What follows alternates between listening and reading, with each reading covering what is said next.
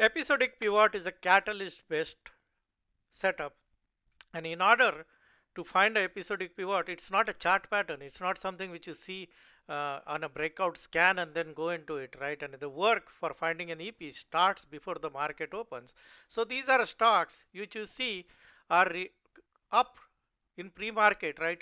By now you should have like looked at what is the catalyst for them, what is the reason why they are up, right? And basically what is the mutual fund ownership, what are their projected growth rate, what are the what is the uh, neglect on them, all the factors which you look for in EP. These are the stocks which had earnings last night or today yesterday, and they are up or down based on earnings. So the work for EP starts before the market opens or in the after hours.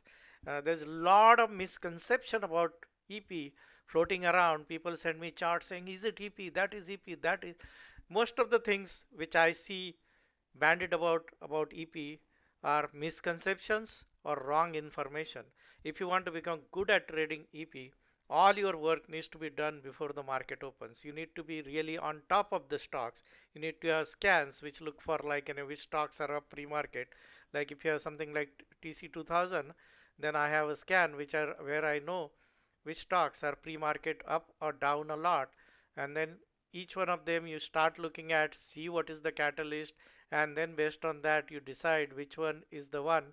Like today, like say EEIQ is gapping up like 143%. So what is the catalyst? What happens to this kind of a stocks with catalyst, and what is the theme which is working, and all those things. If you can do the preparatory work and if you do the way of finding it in pre-market, then you will profit from EP. Please understand the EP setup.